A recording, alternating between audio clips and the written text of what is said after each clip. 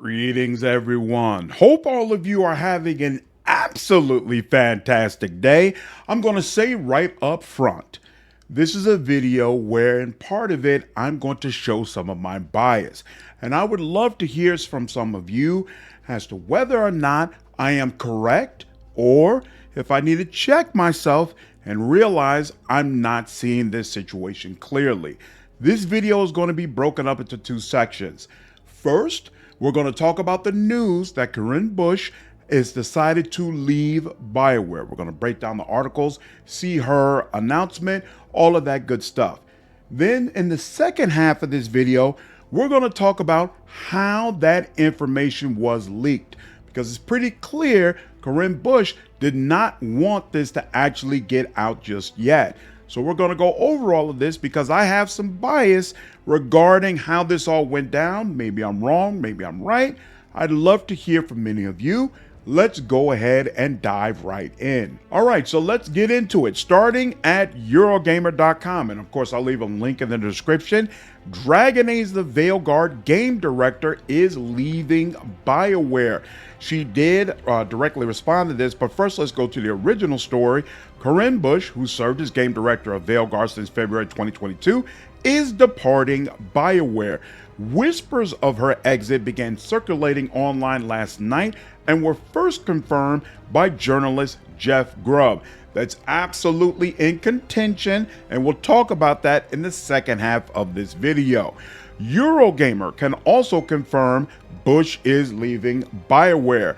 Eurogamer understands Bioware itself is otherwise unaffected by any other changes, contrary to rumor, and we're going to talk about that in a moment as well. Let's go ahead and scroll back up to her response. So Corrine Busch confirmed her departure from Bioware and EA in a statement to Eurogamer. In it, she said she had left the studio for a new post elsewhere after being offered an opportunity to build a fresh RPG she couldn't turn down. And you'll see in a bit that it's actually a CRPG. Very, very exciting. She seems to be leaving the ARPG landscape and coming over into my wheelhouse. Hey, I love it. I'm looking forward to covering one of her games. At the heart of it, this was about my own fulfillment, Busch told Eurogamer. I did what I set out to do at Bioware. That is to come in and help right the ship. I love Dragon Age and Bioware, so the chance to return the game to a proper quality single-player RPG was the privilege of a lifetime. It was hard-fought, as games with such tumultuous dev cycles rarely end up shipping, and even more rarely turn out great. We, as a team, did it, and it was hard. It took a toll on me. Bioware still has a lot of work to do culturally, but I do believe they are on the right footing now. As for me, my departure was voluntary, as I have been presented with an opportunity I couldn't turn down. I don't want to say much more right now, but you can count on it being in the CRPG space and upholding the traditions of great characters. So, from this statement, I think we can glean a couple of facts, right? First of all, she wasn't fired. There is no indication of that whatsoever. All indications are that Corrine Busch left of her own volition. Not only left of her own volition, but left because she got the opportunity to work on another game that she found to be very, very exciting. So most likely, we're going to be seeing her work in the public sphere sometime soon, either this year or perhaps even next year. We can also glean from this statement that it doesn't seem like there are signs Bioware is falling apart, laying off a bunch of people, crumbling, all the rest of that, right?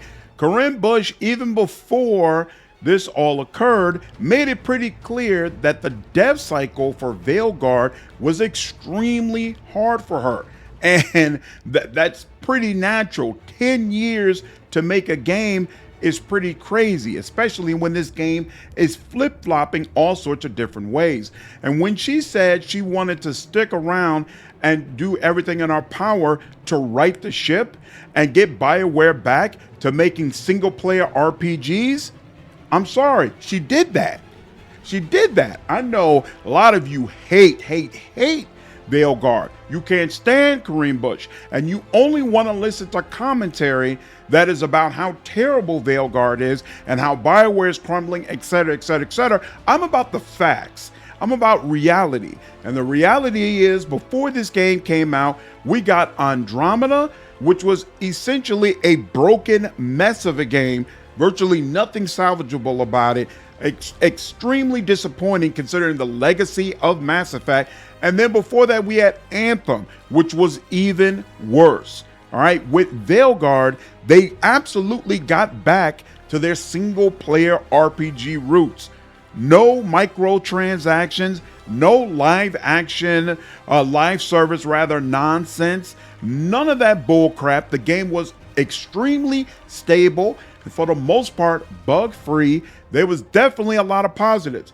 Of course, there was a whole list of negatives as far as the gameplay, as far as how it handled inclusion, as far as the writing, as far as the lack of maturity and adult themes compared to previous games. I'm not trying to say Veilguard was a good game, but I am trying to say she has a right to feel proud of what she has accomplished, even though what she accomplished was not everything that I wanted a Dragon Age game to be.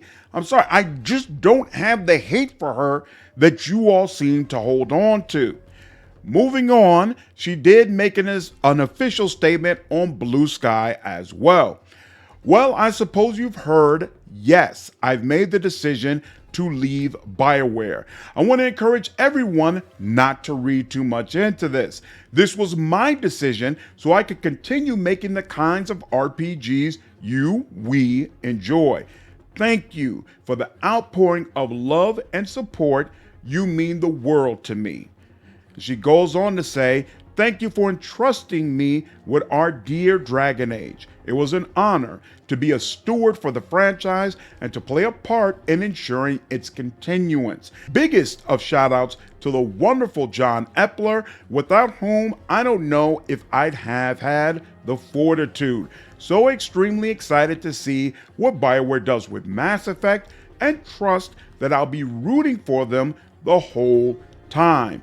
So once again, even in the secondary statement, there's nothing that gives it an indication Bioware is crumbling. And that's going to be important when we get to some of the later statements regarding this situation. Now, before we do that, I do want to go ahead and take a look at John Epler's statement. Could spill tons of virtual ink on the challenges of the dev cycle and how I don't know if I would have made it through without Corrine Busch. But instead, I'll say how privileged I feel to call you a friend, how grateful our paths have crossed, and I hope we get to work together again.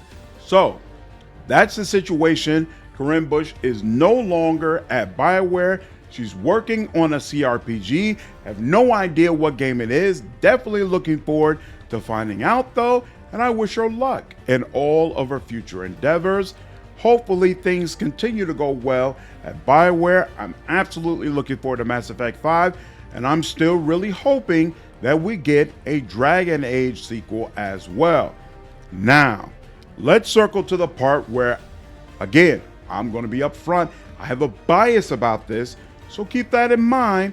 Maybe I'm looking at this situation wrong. So in the Eurogamer article, it said that Jeff Grubb broke this story, and he's a reporter for Giant Bomb. Now, Jeff Grubb said Corrine Busch, director of Dragon Age, really is leaving Bioware, but I don't think EA is closing Bioware Edmonton. Was told there is nothing solid about that part of the rumor. Now, he sent this at January 16th at 10:41 p.m. Grummz posted a message about this on that same day at 6:58 p.m. All right. And Grummz said, leak, emergency symbol. Corrine Busch, game director of Dragon Age Veilguard, has left Bioware and EA. Bioware Edmonton, the Veilguard studio, to be shuttered.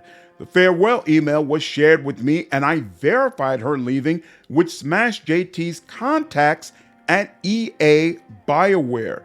The rumor that goes with this is that the Edmonton offices of Bioware will be shuttered in February, just before the EA Town Hall for investors and gamers.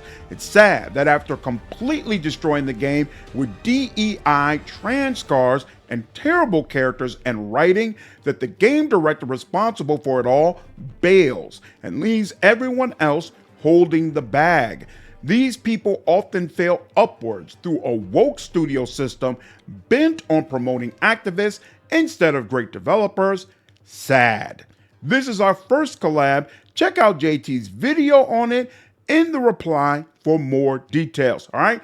So for Grummz and Smash, this was a big deal.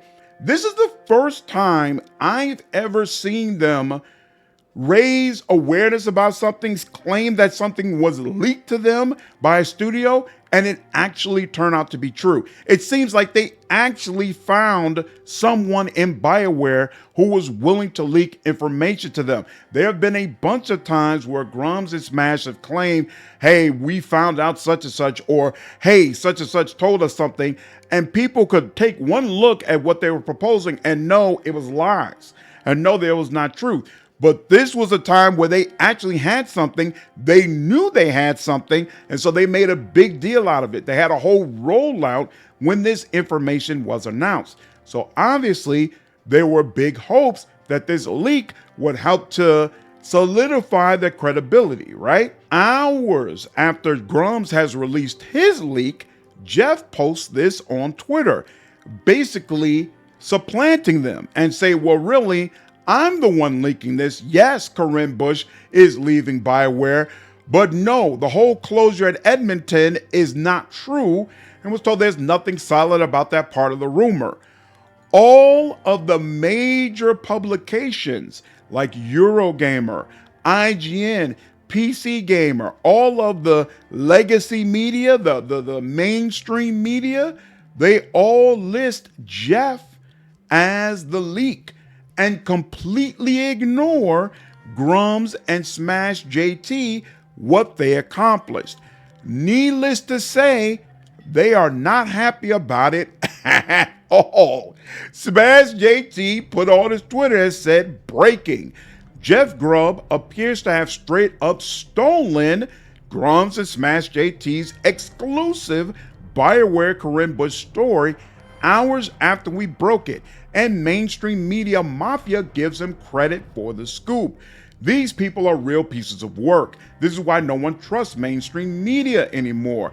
Zero integrity, zero credibility, zero accountability. And then he puts up this picture to make sure that everybody knows Jeff Grubb has a relationship, a friendship with Alyssa Mercante, who used to be with Kotaku. I can never remember what her role was on Kotaku, but she was a high-level leader there, and she has had definitely tumultuous altercations online with Smash JT. In fact, I believe they're in the middle of a lawsuit against each other. So absolutely, it seems like Jeff did his friend a solid and basically uprooted Smash and Grummz. Now, if you circle back to his posting, this is the reason for these other two messages, where he says, and thanks to everyone who was pointing out that reporting like this is what made me Leaker of the Year on Gaming Leaks and Rumors.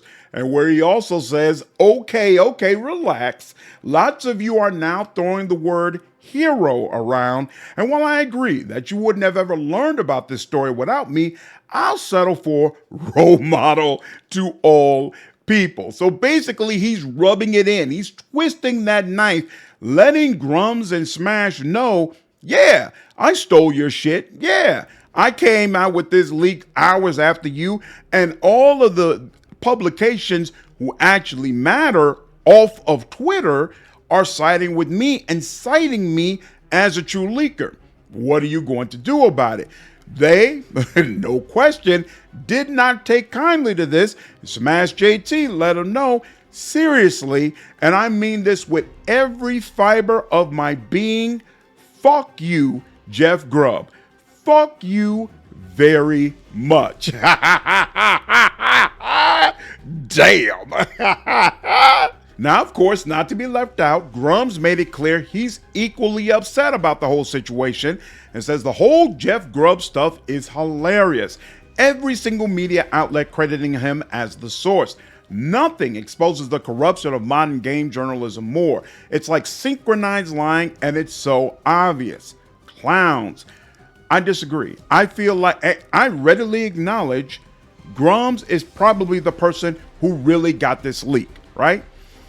I do not believe that major publications refusing to use Grummz or Smash JT as the source of their leaks is a sign of a lack of journalistic integrity. Because from my perspective, Grummz and Smash consistently, I'm just going to be out, they lie. They lie. They throw things at the wall and see what sticks. And then if they are publicly outed as, hey, what you put out was wrong, they'll send out a message and say, hey, I'm gonna walk this back a little bit, or hey, this turned out to be wrong. But they don't have journalistic integrity where they say, I won't send this out unless I feel 100% sure that it's actually correct. How can you use that kind of person as a source? How can you, as a entity that's actually respected? Like, I know a lot of people don't respect Kotaku, a lot of people don't respect IGN. I respect Eurogamer. I feel like most of the time when I see something on Eurogamer, it's been vetted. I feel like they're not the type of publication that just throws things out there and is like, hey, well, this is something people want to read, so we'll just put it out there and not vet this at all. That's not how they get down. So if you have respect for your publication and what you put on your website, you've got to be careful about who your source is. So if I'm the lead editor at Eurogamer and I see Grummz come out with a leak and say, hey, Corrine Busch has left Bioware, I don't make an article off of that. I don't say, all right, well, I better use that, because I know Grummz is not someone who I can trust. He doesn't vet what he puts out there. So I wait, and then Jeff Grubb follows up and he says, hey, I have verified that Corrine Busch is leaving. Then I know, okay, Jeff Grubb is someone who actually vets what he puts out. I'm making an assumption here. He's a journalist with Giant Bomb. I don't really know anything about Jeff Grubb, right? I know Grummz. I see Grummz' shit all the time. Jeff Grubb might also be somebody who doesn't really vet his stuff, but I'm just going to assume that he's not. So if Eurogamer feels like they can trust Jeff Grubb, that he's someone who consistently puts out things that have been properly vetted, why wouldn't they use him as the source instead of Grummz? To me, that's not a lack of journalistic integrity. It's the exact opposite. I have too much integrity to use a source that I know I can't trust. Am I wrong? I don't have a degree in journalism. I don't consider myself to be a journalist. So it's completely possible that I'm wrong about this, and maybe what Eurogamer and IGN and the rest of them are doing is completely just messed up, and they are compromising their integrity to stick it to Grummz and Smash JT. But I just don't agree. It's interesting to see LegacyKilla's Twitter message about this. You don't have to like the source. You don't have to agree with the source, but they are the source, the first on the story. As someone who has had scoops taken by others, he says, Jason Schreier, I have no idea whether or not that's actually true, but he says that he had a story taken from him by Jason. With no credit given, this is stupid and damages the credibility further of legacy media. I responded to him and said, this is a terrible take. Grummz and Smash have consistently lied in their breaking stories. They throw things at the wall and see what sticks. Why would any respectable outlet use them as a source? They literally lied in this report and said Bioware Edmonton was closing. Again, as you saw in the Eurogamer article, there is no evidence whatsoever that Edmonton is about to close. But it definitely feeds into the narrative that Grummz and Smash have been running with, that, hey, Bioware is imploding, Bioware is going to crumble any moment, y'all. It definitely helps them in that, but there's no actual evidence that says that is on the horizon. If Bioware Edmonton closes in February before EA's investor event, I will absolutely put out a video apologizing, saying, hey, Grummz was right, yada, yada, yada. But again, there's no evidence that actually supports what they're claiming. It seems like yet once again, they just taken something and seen whether or not it sticks. And to me, LegacyKilla's posting does the exact opposite of what he intended. It basically compromises his own integrity because he's trying to cape for people who don't really care about the integrity of what they say. And as I explained in my last video, Grummz has no problems using his platform to prop up Nazis. Why would you want your publication to be associated with that? That's my word. That's my thoughts on it. Definitely looking forward to hearing you all's thoughts down in the comments. Again, I'm not a journalist. I don't have a degree in journalism. And my thoughts on what journalistic integrity actually means, maybe it's wrong. Maybe absolutely all of these publications should have said, hey, Grummz is the real source. Right now, I don't think so. I'm sure there's some actual journalists on the channel or some people who understand this topic a lot more than I do. Definitely looking forward to hearing your thoughts. As always, I appreciate you all. Hope you enjoyed this video, and I'll see you in the next one. Take care.